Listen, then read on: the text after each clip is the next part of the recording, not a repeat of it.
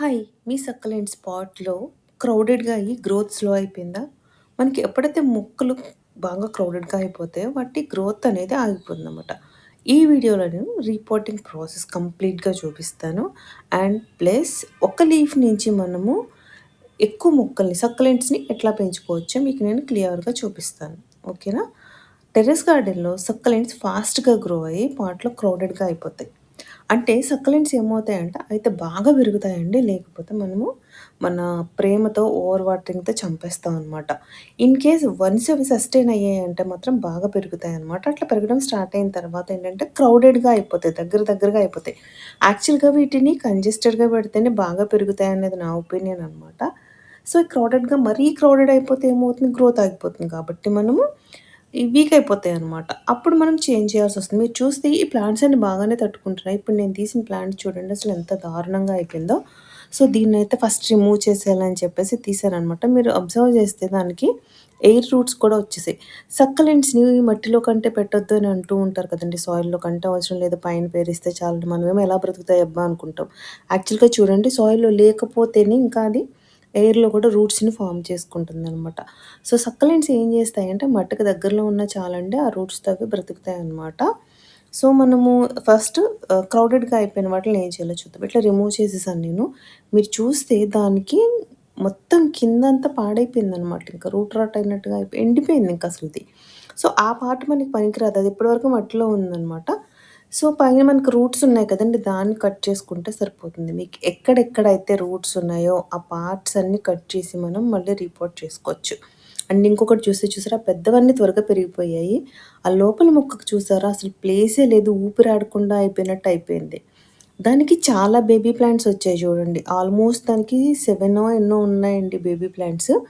కానీ దానికే సరిపోవట్లేదు స్ట్రెంత్ అక్కడంటే ఎయిర్ ఫ్లో అనేది లేదు. దానికి చాలా కంజెస్టెడ్ అయిపోవడం వల్ల అది వీక్ అయిపోతుంది. అండ్ దానికొచ్చిన బేబీ ప్లాంట్స్ అన్నీ చూడండి చిన్నగానే ఉండిపోయాయి అసలు.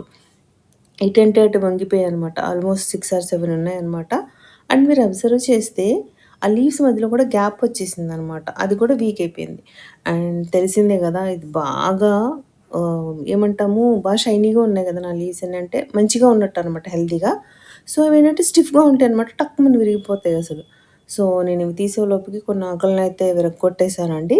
కానీ చెప్పేది వినండి. ఆ ఆకుల్ని గూడా అస్సలు పడేయొద్దు. మీరెప్పుడైనా చేసేటప్పుడు ఒకవేళ సక్కలెంట్స్ ఆకులు ఏవి విరిగిపోయినా సరే పక్కన పెట్టండి. దాన్ని ఎట్లా ప్రొపగేట్ చేయాలో మనం నెక్స్ట్ వీడియోలో చూద్దాం ఇప్పుడు. నెక్స్ట్ వీడియోలో అంటే కొంతసేపట్లోనే చెప్తాను. అండ్ కింద ఒక బేబీ ప్లాంట్ ఇప్పుడు నాకు దొరికింది చూసారా? అది గూడా అంతే పాపం అట్లా అయిపోయింది దానికి ప్లేస్ లేక. ఇది బాగా పెద్దదయిపోయింది కాబట్టి దీన్నయితే కట్ చేసేస్తున్నానండి. పడేయడానికి కాదు. దీన్ని మనం రీపాట్ చేసుకుందాం. సక్కలెంట్స్‌ని వన్స్ గనక బతికాయి అంటే మనం దాంతో చాలా చాలా మొక్కలు చేసుకోవచ్చనమాట. సో, ఇది బాగా పెరిగిపోయి అంతా పాట్‌లో ఉన్న న్యూట్రియంట్స్ అన్ని ఇదే లాగేసుకుంటుందనే ఫీలింగ్‌తో నేను ఫస్ట్ దాన్ని కట్ చేసేసాను. అలాగే ఇందాక మనం 3 పీసెస్ లాగా కట్ చేసాం కదా! దాంట్లో ఒకటి మాత్రం అందులో పెట్టేస్తున్నాననమాట మళ్ళీ యాజ్ ఇట్ ఈజ్. అండ్ ఏంటంటే మనకి ఈ సక్కలెంట్స్‌కి ఫ్లవర్స్ లాంటి స్టాక్స్ అనేవి ఫార్మ్ అవుతూ ఉంటాయండి. ఇవి బేబీ ప్లాంట్స్ కాదు. ఇందాక నేను చూపించాను చూసారా 6 ఆర్ 7 వచ్చాయని అవి బేబీ ప్లాంట్స్ అండి. ఇది ఫ్లవర్ స్టాక్ అనమాట. ఇది మనము తిరిగి పాటింగ్ చేసుకున్న సాయిల్‌లో పెట్టినా గూడా ఇందులో నుంచి ప్లాంట్ అనేది రాదు. సో, ఇవి మనకి వేస్ట్. మీకు ఫ్లవర్స్ వచ్చినప్పుడు కావాలంటే కొన్ని రోజులు ఉంచుకోవడం, అందంగా చూసుకోవడం, తర్వాత అయితే వాటిని రిమూవ్ చేసేయాలనమాట. సో, అసలు మెయిన్ నేను ఈ వీడియోలో మీకు టోటల్‌గా అసలు సక్యులెంట్ కేర్ అనేది చెప్పాలని అనుకుంటున్నానండి. ఎందుకంటే చాలామంది సక్కలెంట్స్ పెంచడం చాలా కష్టమని అనుకుంటారు. ఆఫ్‌కోర్స్ కొన్ని రోజుల ముందు వరకు నేను గూడా అలాగే అనుకునేదాన్ననమాట. కానీ కాదండి. వీటిని మనం సరైన కేర్ తీసుకుంటే చాలా బాగా పెరుగుతాయనమాట. సో, మనకి మన ఆంధ్ర సైడ్ లేదా ఇటు సైడ్ మన ఎండలకి వీటిని ఎట్లా పెంచాలి అనేది ఫుల్‌గా చెప్దాము అని అనమాట. సో, వీటిని మన సాయిల్ లోపల కంటే కూడా పెట్టాల్సిన అవసరం లేదని మనం చాలా వీడియోస్‌లో చూస్తూ ఉంటాం. సో, పెట్టనవసరం లేదు. పైపైనే పెట్టండి. ఈ ప్లాంట్ నుంచి చూడండి మీరు కింద నుంచి బేబీ ప్లాంట్స్ 2 వస్తున్నాయి కనిపిస్తున్నాయా? చాలా కిందకున్నాయి లోపలికి. అంటే అక్కడ నేను ఫ్లవర్ వచ్చినప్పుడు కట్ చేశాననమాట. సో, కింద నుంచి మళ్ళీ నాకు 2 బేబీ ప్లాంట్స్ వచ్చాయి. అండ్ ఈ ప్లాంట్ ఇక్కడ చూసారు పక్క నుంచి బేబీ ప్లాంట్ వచ్చింది. బట్ దాన్ని నాకు కట్ చేయడం ఇష్టం లేదు. సో, అట్లా ఉంచేసాను. ఇది మనం కటింగ్ నుంచి చేసుకోవడం. చూసారా? అంటే సక్కలెంట్స్‌కి పక్కన నుంచి బేబీ ప్లాంట్స్ వస్తాయి. ఆఫ్ షూట్స్ అంటాం.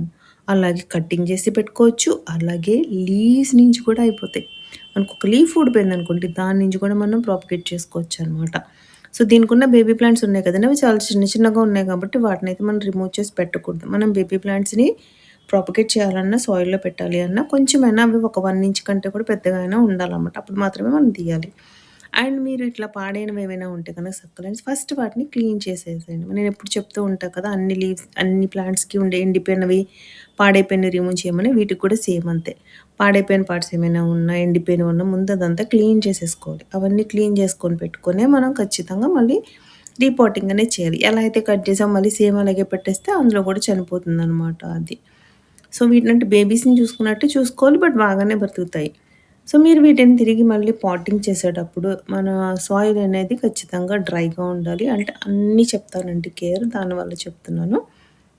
సాయిల్ అనేది చాలా ఫ్రీగా ఉండాలి. అంటే మనం వాటర్ ఏస్తే అందులో ఉండిపోకూడదనమాట వాటర్. అలాంటి సాయిల్ అయి ఉండాలి. అంటే మీరు ఇసుకైనా కలపొచ్చు, పెర్లైట్ అన్నా కలపొచ్చు. పెర్లైట్ లేని వాళ్ళు చాలామంది ఉంటారు. సో, ఇసుక కలపొచ్చు. ఎక్కువ కోకోపీట్ కలపాలని మాత్రం అనుకోవద్దండి. కోకోపీట్ వాటర్‌ని రిటైన్ చేసుకుంటది. వాటర్‌ని హోల్డ్ చేస్తది, ఉంచుతది. సో, ఇవి చనిపోతాయి. కొంచెమే వేయాలి కోకోపీట్. పెర్లైట్ కానీ లేదంటే ఇసుక కానీ ఎక్కువ వేసుకోవాలన్నమాట. అంటే మనం వేసిన వాటర్ మొత్తం లోపల మట్టి అంతా తడిచి పాట్‌లో ఉన్న మట్టంతా తడిచి మళ్ళీ వాటర్ బయటకొచ్చేయాలి. అట్లాంటి సాయిల్ వేసుకోవాలి మనం. ఫస్ట్ నేను అనుకునేదాన్ని వాటర్ పోస్తే బయటకొచ్చేస్తే ఇంకెందుకు అని. కానీ కాదు. వాటర్ లోపలికెళ్ళి ఆ రూట్స్ అన్నీ తడిచి మళ్ళీ బయటకొచ్చేయాలి. వాటర్ లోపల ఉండకూడదు. ఉంటే వేర్లు కుళ్ళిపోతాయి. అలానే వాటర్ ఏయకపోయినా కూడా ఆకులు మెత్త మెత్తగా అయిపోతాయన్నమాట. సో, కేర్ తీసుకోవాలి. అండ్ సక్కలెంట్స్ విషయంలో చేసే మెయిన్ మిస్టేక్ ఏంటి అంటే, మనం ఫుల్ డే సన్‌లో పెట్టడం. ఇవి ఎడారి మొక్కలు కదా! ఎండలో బాగా బ్రతుకుతాయి కదా! అని చెప్పేసి ఎండలో పెట్టేస్తూ ఉంటారు. కాదండి. దానికి సన్ కావాలి. బ్రైట్ లైట్ కావాలి. కానీ హార్ష్‌గా ఉండే సన్ తగలకూడదనమాట. అంటే మార్నింగ్ సన్ ఉంటుంది కదా! మనకి ఆ సన్ అయితే సరిపోతుంది. అంటే పొద్దున్నే చూడండి ఉంటది. 11 వరకు అంతవరకు చాలు.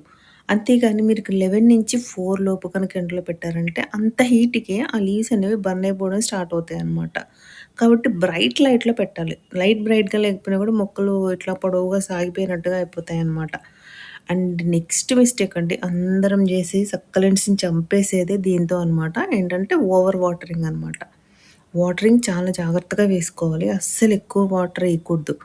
అది ఎప్పుడైతే కంప్లీట్‌గా సాయిల్ అంతా డ్రై అయిపోయిందని మీకు అనిపిస్తుందో, అప్పుడు దానికి కంప్లీట్‌గా వాటర్ ఎక్కువ పోయాలి. అంటే కింద నుంచి వాటర్ వచ్చేసేంత వాటర్ పోయాలి. మళ్ళీ ఆ సాయిల్ డ్రై అయిపోయే వరకు పోయకూడదు.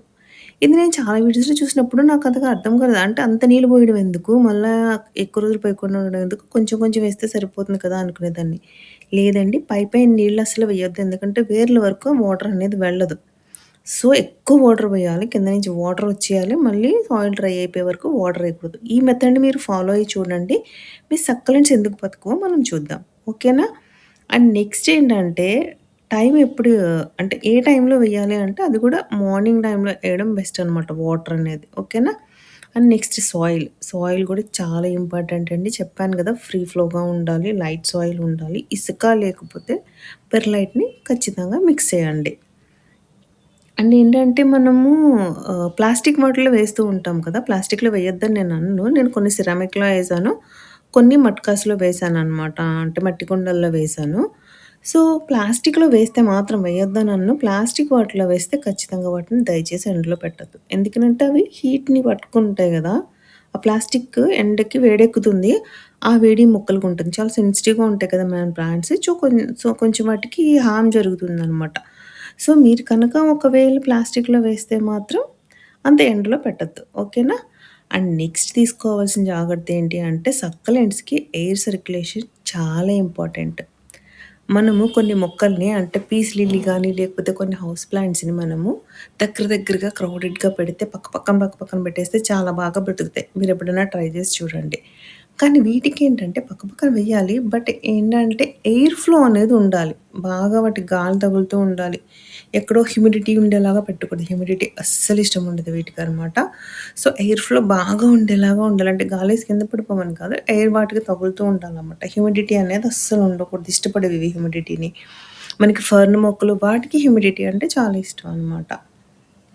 అండ్ ఇవి చూపించే వార్నింగ్ సైన్స్ ఏంటి అనేది మనం ఇంకొక వీడియోలో చూద్దామండి. లేకపోతే వీడియో లెంత్ అయిపోతుందనమాట.